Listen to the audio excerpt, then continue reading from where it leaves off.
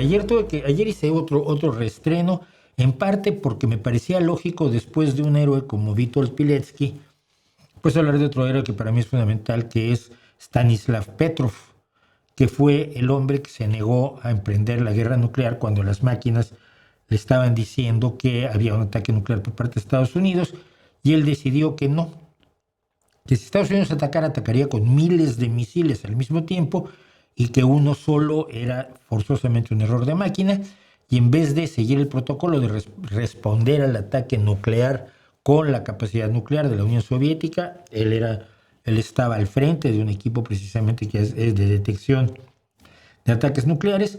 Él informó a sus superiores que era una falsa alarma y nos salvó la vida a todos, básicamente.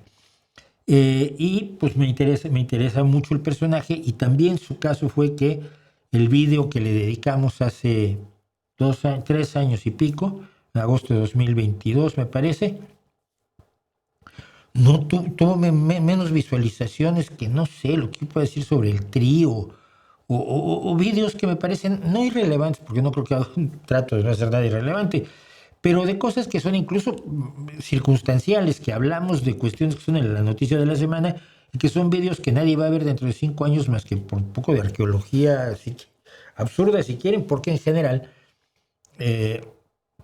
las cosas puntuales no tienen recorrido.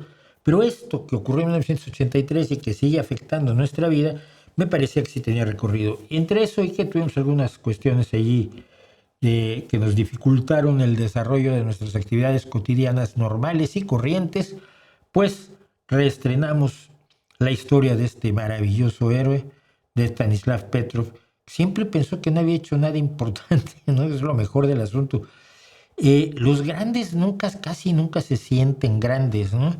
Son los pequeños que quieren ser grandes los que quieren ser grandes. Los me preguntaban, fíjense, estoy pensando en un referente musical, bueno, pues son las que tengo.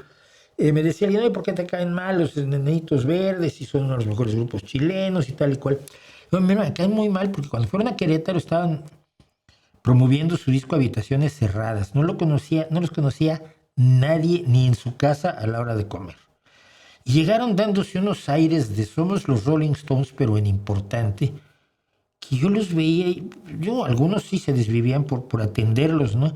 Pero yo, que tenía mi programita de radio donde había lanzado además su disco, había comentado su disco, y me mandaron ahí porque estaba yo entre los que los entrevistaban y tal. Yo los veía y decía, pues estos niños, ¿quién creen que son? La mayoría de las bandas que se comportan así duran un año y luego desaparecen, se diluyen en la nada de las bandas de un solo éxito, o ninguno en todo caso. Entonces, y me ha pasado mucho con músicos que llegan con unas ínfulas de pronto a los conciertos o a las entrevistas. Yo me acuerdo que nos dejaron tirados a un montón de reporteros aquí en Gijón porque estaban comiendo fabada. Oye, pues mira, está muy bien que comas fabada, pero lo esencial, hijo mío, es que atiendas a la prensa, porque nosotros te trajimos, en este caso había sido la Semana Negra, hombre, te trajimos para que hablaras, entre otras cosas, con la prensa asturiana, no para que les dijeras que eran menos importantes que meterte una fabada por la cara. No voy a decir qué nombre tenía el grupo, pero era Melón Diesel, ¿no?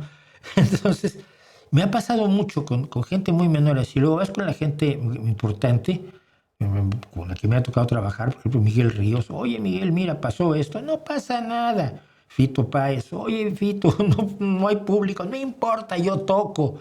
Gente que se porta normal y que empieza a la hora a la que decide el concierto.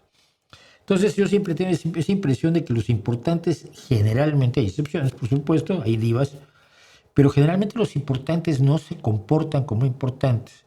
Y en el caso de gente que dice, usted le salvó la vida a 2-3 mil millones de seres humanos, que es lo que se calcula que en las primeras semanas habrían muerto, y luego a los que habrían muerto por el colapso total de los sistemas productivos, distributivos y de generación, de alimentación, de calefacción, de todo aquello de lo que dependemos como especie altamente tecnológica, ¿no? Entonces, usted le salvó la vida a esos miles de millones de personas. No me parecía nada importante. Es una de las cosas que me gusta de de héroes así, de la talla de Mandela, de la talla de Petrov, de la talla de Pilecki. Y entonces hicimos esto.